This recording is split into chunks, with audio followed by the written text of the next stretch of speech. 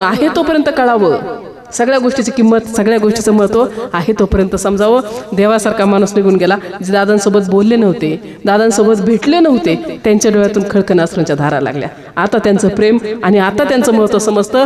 असं वाटतं की अख्खा महाराष्ट्र पोरका झाला, आपला माणूस गेला, आपला माणूस गेला, आपला माणूस गेला आता वाटतं. म्हणून खऱ्या अर्थानं आमच्या लाडक्या बहिणींचा भाऊ गेला, कार्यकर्त्यांचा राजा गेला, दिलदार मनाचा माणूस होता, हे एक नंबर महात्मे होते. आणि दादा इहलोकीचा प्रवास संपून परलोकीचा प्रवास आला. मनात तरी आलं होतं का कधी ही वेळ येईल दादांच्यावरती आणि आपल्या सगळ्यांच्यावरती ही वेळ येईल? बारामती पोरके नाही तर आपण अख्खे पोरके झालो असं वाटलं का आता त्यांच्यासारखा कार्यकर्ता व्हायला होईल, पण दादासारखा नाही. वेळ लागेल, वेळ. आणि दादांची जागा दादाच, दुसरं कोणी नाही घेऊ शकत. म्हणून सांगायचं तात्पर्य, एका आईची जागा एक आईच. बायकोने किती प्रेम करू द्या, पोरीने किती प्रेम करू द्या, भावाने किती प्रेम करू द्या, आई म्हणजे आईच. म्हणून आईची जागा कोणी घेऊ शकत नाही. पृथ्वीपेक्षा श्रेष्ठ असणारी माता आणि स्वर्गापेक्षा उंच असणारा पिता यांना कमी लेखू नका. आई बाबांच्यावरती प्रेम करा. हा संदेश तुमच्यासाठी खऱ्या अर्थाने शेवटच्या चरणात माझ्या तुकोबाराने सांगितलं, तुका म्हणे माझे तुम्हा संतावरी ओझे. जाता जाता सांगतात काय झाले ते आता थांबवा. आता इथं बसल्या तुम्हाला वाटलं ना ऐकलं माळ घातली पाहिजे, गुंद लावला पाहिजे, वाटतंय का नाही वाटतंय? इथं तोपर्यंत इथून तुम्ही उठले की झालं, चला त्यांचं काम आहे सांगायचं, आपलं ऐकायचं, काढा तंबाखू. अजिबात नाही. किंवा काय माणसाला वाटतं आता घातली असते माळ पण कशी घालू, खाल्लंय पेलंय ना, अहो सोडून द्या. स्पष्ट सांगू, थोडं सांगू बघा जमलं तर. लय लय खाल्लंय मी म्हणते, किती खाल्लं असं खाऊ खाऊ, लय वाईट वागला, किती वाईट वागला असताल.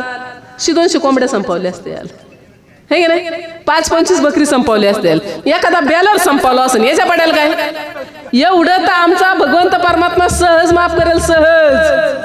हरिमुखे म्हणा, हरिमुखे म्हणा, पुण्याची गणना कोण करेल. वाल्या कोणाने किती पाप केलं तर, एक शुद्ध ब्राह्मण मारायचा, एक खडा टाकायचा, असे आपल्यासारखे तो कच्चून एक शुद्ध ब्राह्मण मारायचा, एक खडा टाकायचा, असे किती रांजण भरले होते. मी म्हणते ब्राह्मण बी एवढे कुठे झाले, देव जाणे, आता गावागावात एक नाही, आहे का नाही. 7 रांजण भरले होते, तरी सुद्धा चंद्र सूर्य असेपर्यंत कीर्ती आहे का नाही आहे. मग आपली नाही राहायची का? आपलं तर नॉर्मल आहे. पण हरी हरी म्हणण्याची आपली दानत असली पाहिजे, भगवंताला शरण जाण्याची तयारी असली पाहिजे. भगवंताला शरण जा, भारी परमार्थ करा. हा संदेश तुमच्यासाठी पुनश्च एकदा. या मातोश्रींना भगवंताने आपल्या चरणी विलीन करून घ्यावं, पुण्य त्यांच्या पदरी बांधावं, अशी पंढरीश पांडुरंग परमात्म्याच्या चरणी. शेतकरी कुटुंब, छोटशी लहान लहान 2 पोरं, नॉर्मल परिस्थिती, गरिबी, हालाकीचे दिवस. योग असा झाला, खूप कष्ट केले, खूप मजुरी केली, लेकरं लहानाची मोठी करायची. आपण करतो तसंच ना. आपलं काय स्वप्न आहे, आपल्या लेकरांना मोठं करायचं, त्यांच्या पायावरती त्यांना उभं करायचं, भारी शिक्षण द्यायचं, 1 नंबर लेकरं घडवायची, हे स्वप्न त्या आई बाबांचं.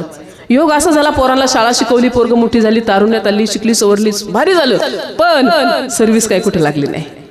तसंच शिकून खूप झालं, पण सर्व्हिस काय कुठे लागाना, मनाजोगी जागा काय कुठे निघाना आणि भेटाना. चिंताग्रस्त पोरग अनेक ठिकाणी गेलं, पण नंबर काय कुठे लागला नाही, सिलेक्शन काय कुठे झालं नाही. शेवटी कोणीतरी एक जणांनी सांगितलं, अरे बाबा एवढा पळतो, मग एक काम कर ना, भरती आहे मिलिटरीत, बघ नंबर लागतोय का, बघ जमतोय का, जाऊन ये. म्हणले ठीक आहे. एवढे प्रयत्न केले आणि हा एक प्रयत्न करा, काहीच हरकत नाही, काहीच अडचण नाही. सोजवळ मनाचा माणूस होता, ठीक आहे सांगितलं आणि लेकरू भरतीला गेलं. योग असा झाला, पहिल्याच वेळेस गेलं आणि गेल्यानंतर तिथं सिलेक्शन चालू होतं. 500 पोरं आली होती, 500 पोरं आल्यानंतर प्रत्येकाला आत गेलं ना, सिलेक्शन करण्यासाठी पहिला प्रश्न विचारायचा, तुमच्या घरी कोण कोण आहे. ते जर म्हणले माझी आई आहे, माझे बाबा आहेत, माझा भाऊ आहे, माझी बहीण आहे, त्यांचं सिलेक्शनच होत नव्हतं. पहिला, दुसरा, तिसरा भरपूर लेकरांचं पाहिलं. प्रत्येक जण बाहेर यायचं ना, ते म्हणायचं काय विचारलं, मला हेच विचारलं, काय विचारलं, मला हेच विचारलं. एकाचंही सिलेक्शन नाही झालं. शेवटी हा गेला, याला विचारलं तुमच्या घरी कोण आहे. हा म्हणला माझी आई आहे. राहावे ना म्हणून विचारलं, साहेब मी खूप जणांचं पाहिलं, खूप जणांना विचारलं, तुम्ही हाच प्रश्न विचारताय, तुमच्या घरी कोण आहे, तुमच्या घरी कोण आहे, तुमच्या घरी कोण आहे, हाच प्रश्न विचारताय, तुम्ही असं का विचारताय. तेव्हा त्यांनी सांगितलं, बाळा आम्ही अशा मुलांची चॉईस करतोय, अशा मुलांचं सिलेक्शन करतोय, ज्या लेकरांच्या घरी कुणीच नाही, अशी आम्हाला 500 पोरं पाहिजेत, आम्ही त्यांची निवड करतोय. माझ्या घरी माझी आई आहे, माझ्या घरी माझा छोटा भाऊ आहे, माझ्या घरी एवढी माणसं आहेत, मग माझं नाही सिलेक्शन झालं. असो, खाली मान घातली आणि घरी गेला. डोळ्यातून खळखळ खळखळ अश्रूंच्या धारा. खूप प्रयत्न केले, शेवटचा चान्स म्हणून तिथं गेला होता. तिथंही गेल्यानंतर सिलेक्शन झालं नाही. घरात गेला, कोपऱ्यात खाली मान घालून बसला. दिवसभर काम केलेलं ती आई घरी आली, लेकराकडे पाहिलं, कोपऱ्यात बसलेलं पोरगं पाहिलं, तांब्या भरला, त्या आईनेच लेकरापाशी नेऊन दिला आणि आईने लेकराच्या खांद्यावरती हात ठेवला. काय झालं बाळा? काय नाही. नाही लागला का नंबर? नाही. काय प्रॉब्लेम आला? तेव्हा लेकराने आईला सांगितलं, आई ऐक ना, असं असं झालं. प्रत्येकाच्या घरी कोण कोण आहे हा प्रश्न विचारला आणि माझ्या घरी माझी आई आहे हे मी सांगितलं आणि माझं सिलेक्शन नाही झालं. का बरं? त्यांना अशी पोरं पाहिजे की ज्यांच्या घरी कोणीच नाही. बाळा एवढाच ना प्रॉब्लेम आहे? ऐक बस. ती आई पटकन तिथून उठली, स्वयंपाकघरात गेली, चुली पुढं पडलेला एक चाकू उचलला, पटकन स्वतःच्या छातीत खुपसला, काळजाचा मांसाचा गोळा बाहेर काढला, रक्ताच्या थारोळ्यात पडलेली आई आणि त्या माऊलीने जगाचा निरोप घेतला. लेकरांनी पाहिलं तर कोणच नाही, आपली आई जिवंत नाही राहिली.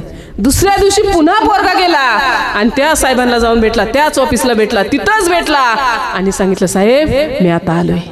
बाळा तू कालच सांगितलं माघारी पाठवलंय, तुझं नाही सिलेक्शन होऊ शकत. का साहेब? तुझ्या घरी तुझी आई जिवंत आहे, तुझी आई आहे. नाही साहेब, माझ्या आईने कालच जगाचा निरोप घेतलाय, माझी आई नाही राहिली या जगात, नाही राहिली माझी आई.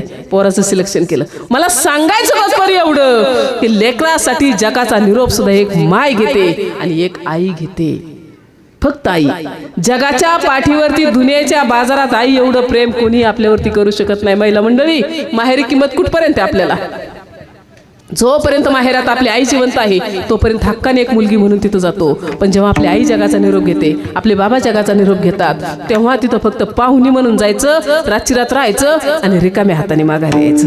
काय किती म्हातारी झालेली आई असली ना, किती बी म्हातारी, आणि 40 वर्षाची पोरगी जर माहेरायला गेली ना, ती म्हातारी झालेली आई म्हणते, बाळा थांब थोडं लसूण घेऊन जा, पोरी थांब थोडे मिरच्या घेऊन जा, थोडे कांदे घेऊन जा, म्हणती का नाही म्हणती? मला सांगा एवढं प्रेम कोण करतं आपल्यावरती? आई गेल्यास नंतर, बाबा गेल्यास नंतर, भावाची 5 मजली बिल्डिंग असू द्या, 5 मजले, रातची रात राहायचं, रिकाम्या हाताने जायचं आणि रिकाम्या हाताने माघारी यायचं, फक्त पाहुणी म्हणून जायचं. म्हणून आई आहे ना तोपर्यंत आईवरती प्रेम करा. आता सर आले होते, ताई मी असा शिक्षक आहे, मी अमक्या तमक्या ठिकाणी राहतो, माझे भाऊ असे काम करतात, पण आहे ना आमच्या आई 1 नंबर होते बरं का. आमच्या आईने खूप कष्ट केले, खूप कष्ट केले, लय कष्ट केले आणि आम्हाला शाळा शिकवली, आमच्या पायावरती आम्हाला उभं केलं. पण आमच्या आईला आम्ही कधीच विसरू शकत नाही, कधीच विसरू शकत नाही. काय करायचं म्हणलं, सर असा मंडप टाका, 1 नंबर, सर असं स्टेज करा, 1 नंबर, सर अशा सिस्टीम लावा, 1 नंबर. महाराज तुम्ही म्हणता तसं, पण आमच्या आईवरती लय प्रेम होतं. आमची आई गेली बरं का. आता आमच्या आईची बसायची जागा, आमच्या आईची उठायची जागा, आमच्या आई झोपायची जागा, आमच्या आईची कपडे अख्खा आमच्या डोळ्यासमोर दिसतं. पण आमच्या आई अजून थोडे दिवस राहायला पाहिजे होती, पण नाही हो. आले देवाजीच्या मना, तिथे कोणाचं चाले ना. आई वडील आहेत ना तोपर्यंत त्यांच्यावरती प्रेम करा, ते गेल्याच नंतर काहीच नाही, काहीच नाही. म्हणून पृथ्वीपेक्षा श्रेष्ठ असणारी माता आणि स्वर्गापेक्षा उंच असणारा पिता यांना कमी लेखू नका. आईबाबांच्यावरती नितांत प्रेम, मुलांना भारी संस्कार. आणि जाता जाता आत्ता ज्यांनी हात सोबत आणलेत का त्यांनी एकदा उंच हात करा, सगळ्यांनी उंच हात करा आणि त्या भगवंताचं भजन करा. विठोबा